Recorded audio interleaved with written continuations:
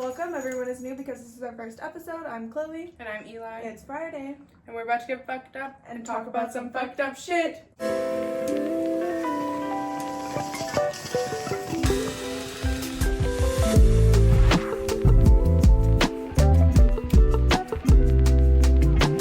Before we get started, I just wanted to put a trigger warning as there's mentions of abuse, sexual assault, and rape.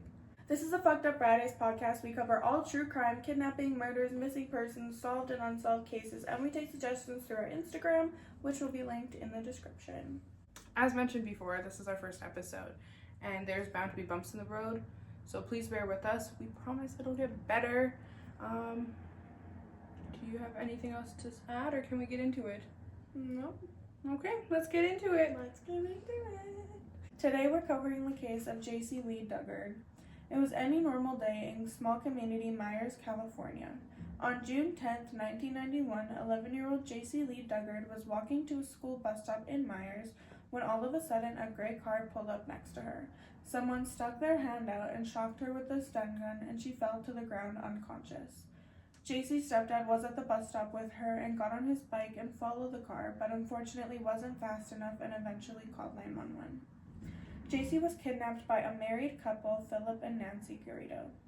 After kidnapping Jaycee, Nancy and Philip put Jaycee's unconscious body into the back seat of their gray car.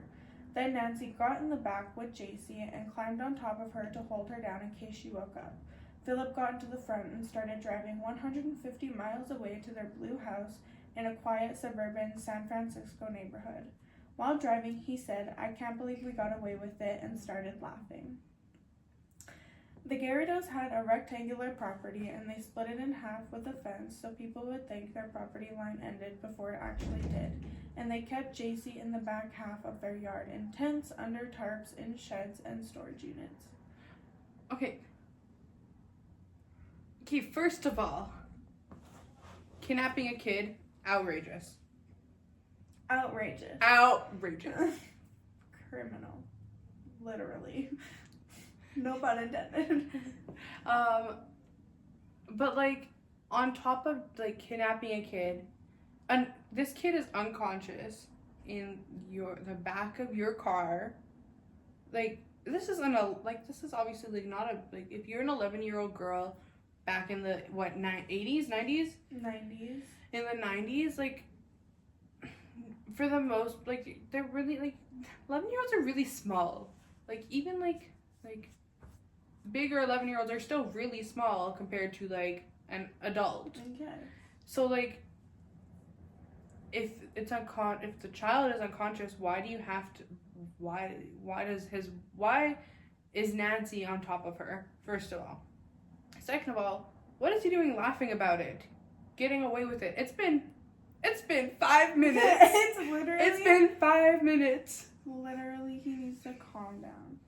Anyways, once at their home, Philip stripped 11-year-old Jaycee, put a blanket over her head, and carried her naked, unconscious body into one of the really tiny soundproof sheds. After she woke up from being tased, Philip says to her, "I'm going to put handcuffs on you, but don't worry, they're the fuzzy kind, so they won't hurt as bad." Okay. First of all, I don't understand what goes through people's heads while committing a crime. Why strip her and then to carry her in? Like, what is the point of that? I don't know. And the second thing, how are fuzzy handcuffs aren't gonna, they hurt just as much. They do. They just have fuzz on them. Yeah, they just like tickle a little bit. So, I think he's talking some BS, in my opinion. Yeah. I mean, he's talking a lot of BS, but... Well, yeah. This is around when the sexual assault started to happen. The first time she was raped, she must have thought it was going to be just like any other day, where he'd bring her food and sit there and talk to her for hours, but that day was a little different. He brought her a milkshake. While they talked that night, he said things are going to change today, and he proceeded to rape her for the first time. Eventually... That's crazy. That's absolutely crazy. That's fucked. Yeah. That's crazy. People are so fucked up. That's like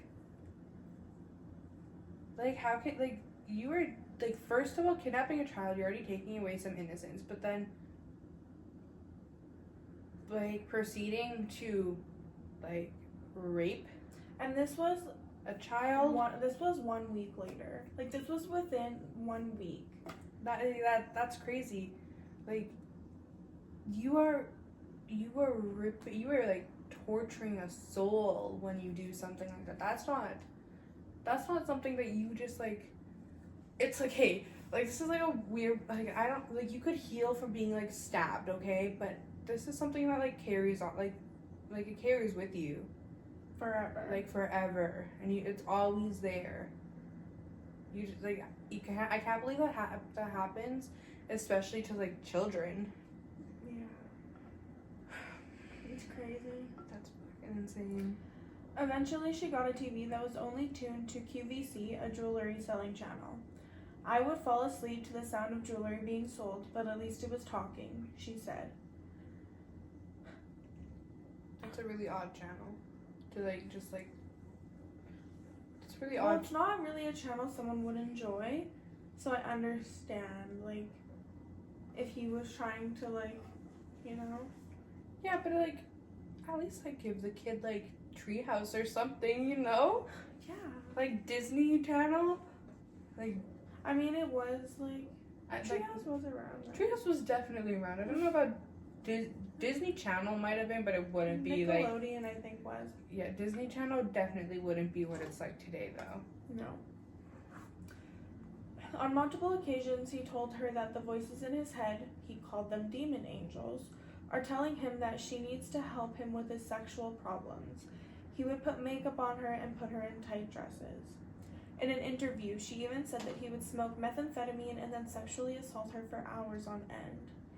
A month and a half after the first rape, he put her into a new shed along with putting the stun gun in the middle of a table where she could see it every single day. This is, like... The stun gun is, like, really, like, a form of, like, psychological torture, I feel like. Like, even in a kid. Yeah.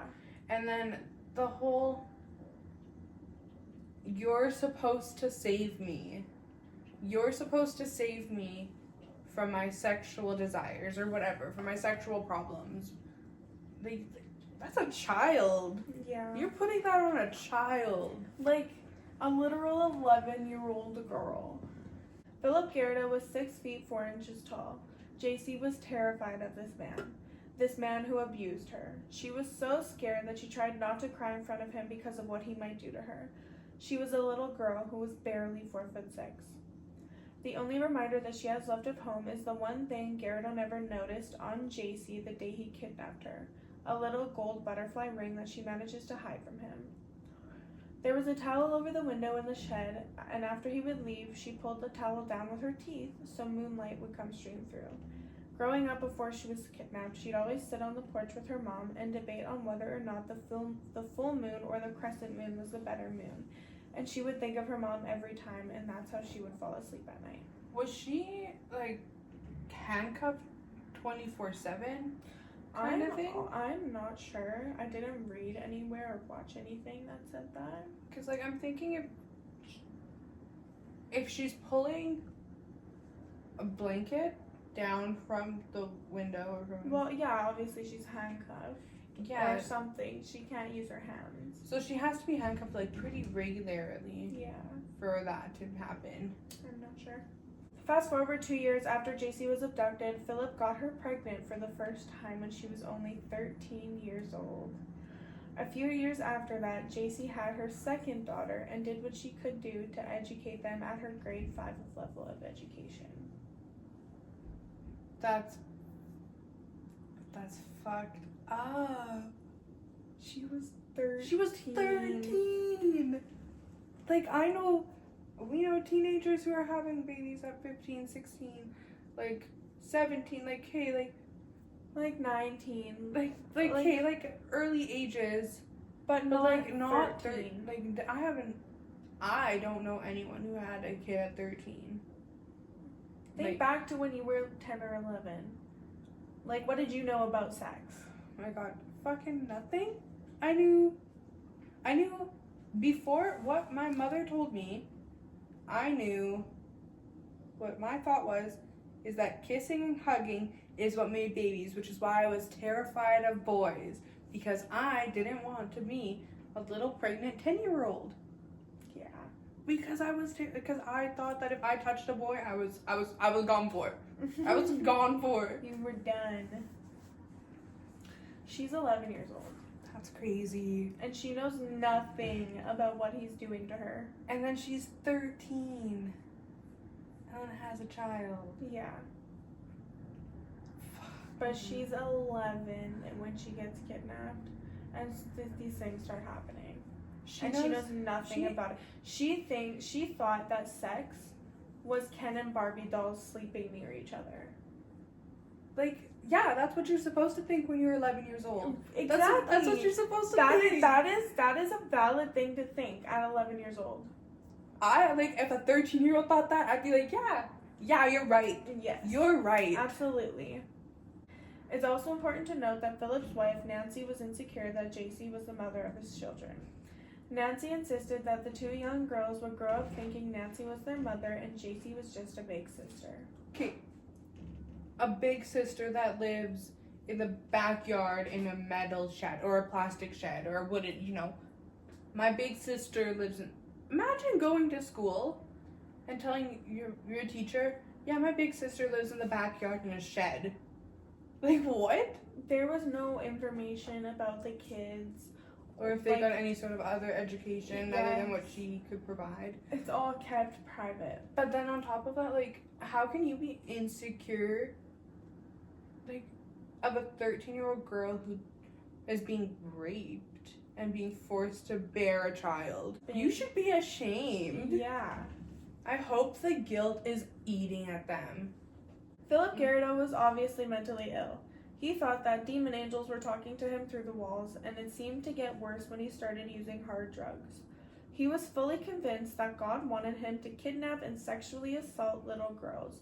And by 2009, Philip Garrido convinced himself that he was being spoken to by God, and that he was the chosen one, and that he was meant to spread God's word.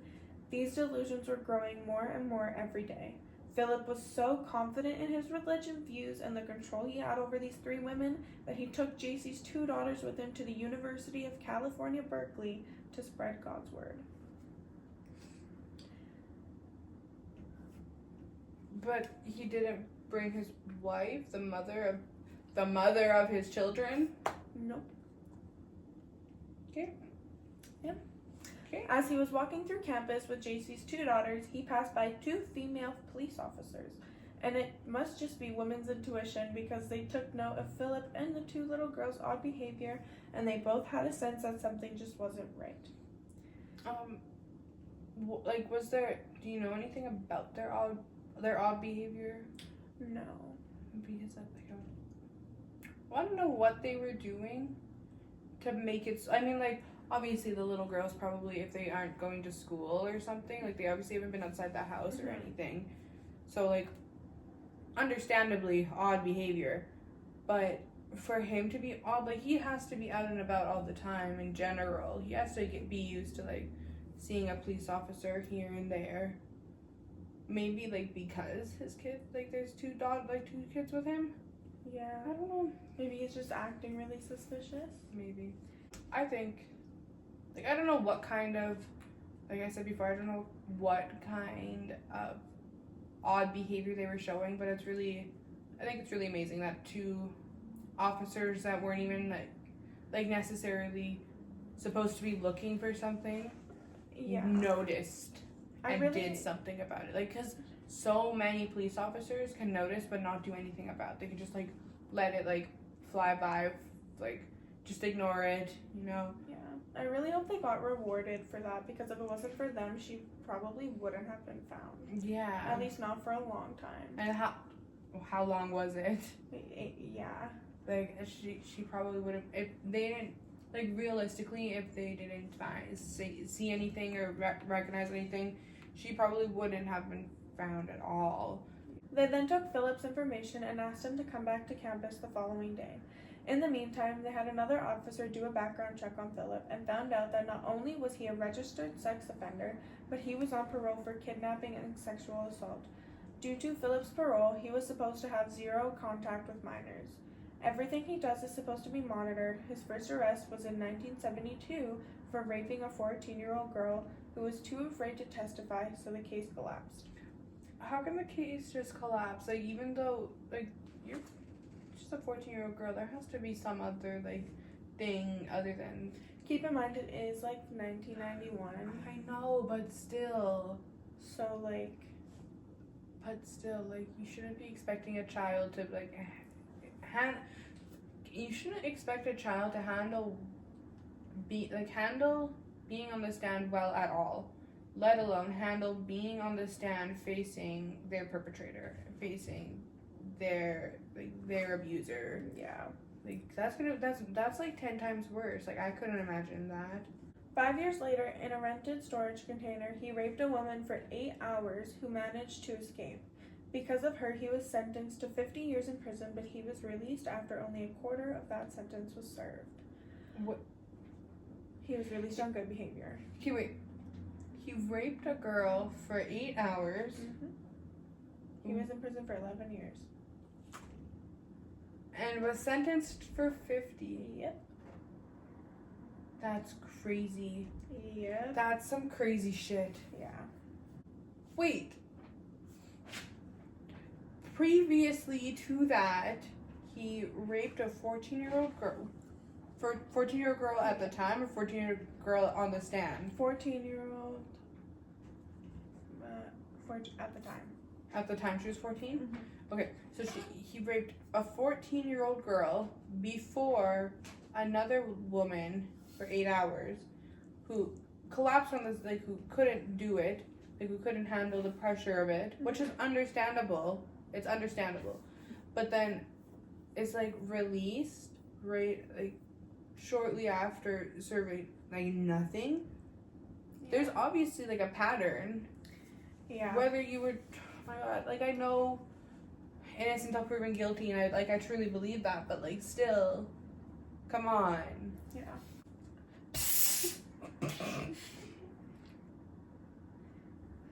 After they talked, the two female officers called Philip's parole officer and said, "We're concerned about Philip's daughters."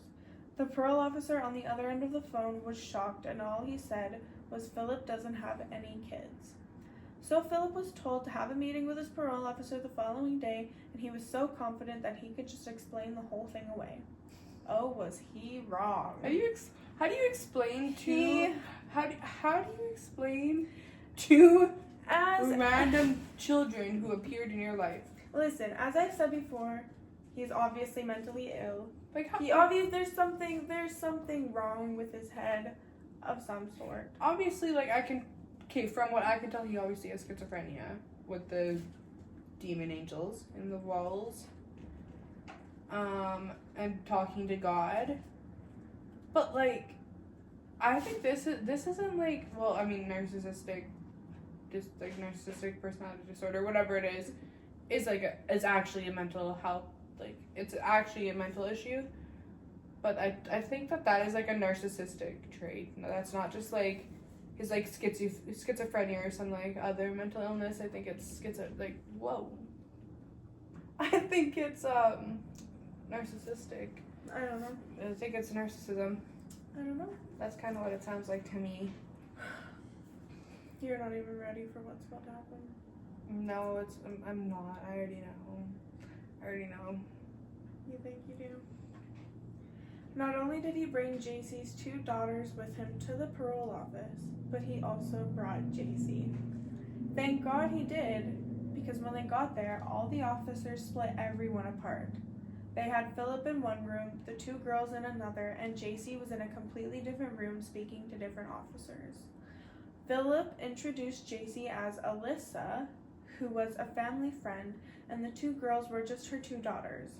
But after being interrogated for quite some time, Philip finally admitted that Alyssa wasn't actually Alyssa. Okay, wait. Scratch. Let's say that his story is true. let's say that everything he is saying is true.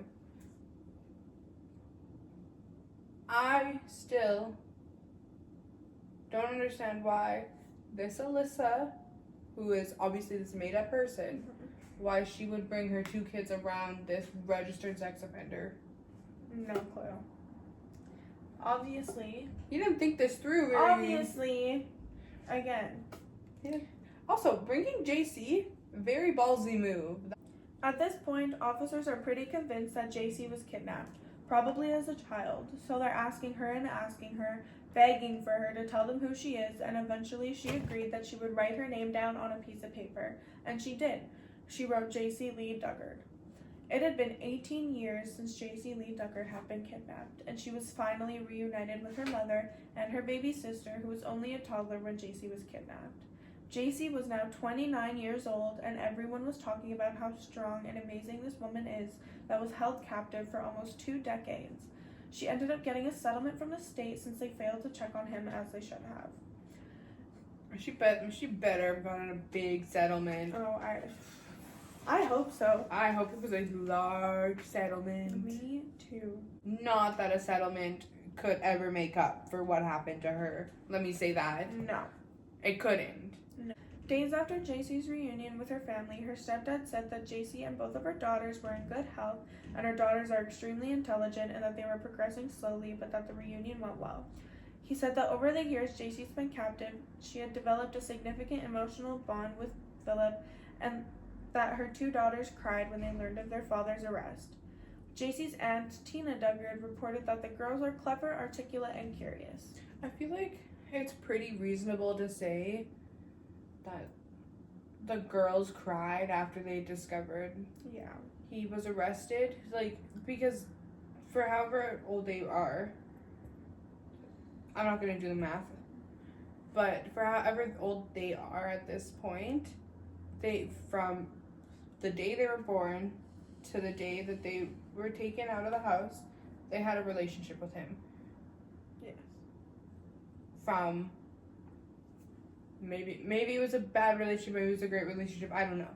But they obviously had some sort of relationship, and regardless of whatever kind of relationship it is, they had to have, like, you care about your father no matter what, I feel. Yeah. Both Philip and Nancy Garrido faced kidnapping and false imprisonment charges following Jaycee Dugard's release. Other charges include lewd conduct with a minor and child pornography. They both pleaded guilty in April of 2011. Then in June of 2011, Philip Garrido got sentenced to 431 years and Nancy got sentenced to 36 to life. As of 2022, Philip was serving his time in the Corcoran State Prison in the Protective Housing Unit. Nancy is serving her time in the California Institution for Women. August 27, 2009, KCRA-TV interviewed Garrido in his cell over the phone. During the interview, Philip said, "In the end, this is going to be a powerful, heartwarming story. Because in his version of what happened, my life has been straightened out. Wait till you hear the story of what took place at this house. You're going to be absolutely impressed. It's a disgusting thing that took place with me at the beginning, but turned my life completely around." Philip repeatedly told reporters how he filed documents with the FBI on August 24, 2009. He said that when these documents were published, it would cause people to fall over backwards, and he couldn't say anything more because he had to protect the law enforcement. And what happened was something that humans have not understood well. During the interview, Philip denies ever harming Dugard's 2 daughters. He says that their births changed his life. "They slept in my arms every single night since birth. I never touched them." On the 28th of August 2009, FBI spokesman Joseph Shadler confirmed that Philip indeed left documents with the agency just as he had claimed, but Joseph declined to discuss further details. The FBI eventually released the document titled "Origin of Schizophrenia Revealed." The FBI released it as it's about stopping schizophrenics from turning violent and controlling. A lot of the things that, okay, first of all, let's like backtrack a little bit. The very first thing that he said during the interview, crazy. That is like, I mean, everything he said during the interview was like kind of crazy. Other than like obviously what has been confirmed, that the FBI have received something. And by what it sounds like, they released what they had received. Yeah. However, everything that he was saying during that interview was really narcissistic. It was like really, like, this made me so much better. I've seen God from this. Yeah. Yeah, like, you know. Yeah. There wasn't a single day for 18 years that she didn't cry. She thought she would cry every day for the rest of her life. It's all about control for him, for all the freaks that do this, Jaycee Dugard says in an ABC News interview. I remember one night when he dressed me up, I looked in the mirror and all I saw was a frightened girl who I didn't even recognize, with mascara running down her cheeks and the saddest face I'd ever glimpsed staring back at me. There are so many news articles about Jaycee's story, and a bunch of them are saying that it was Stockholm Syndrome. She spoke on it and said, "It's degrading. Having my family think I was in love with this man and wanted to stay with him, that is so far from the truth, it makes me want to throw up. It's disgusting. I adapted to survive my circumstances, there's no other way to put it." And that was the case of Jaycee Lee Dugard. Make sure to stay tuned for next Friday to get fucked up with us and talk about some more fucked up shit, and like and subscribe. If you have any suggestions, you can comment those down below as well. And then, as said in the beginning of the video, you can also send them through our Instagram, which will be linked in the description. Currently, our episodes are only going on YouTube for now. Yes. So, you can only watch them here. But yeah. Thanks for watching our first episode. We will see you on next Friday. See you next week, guys. Bye. Bye.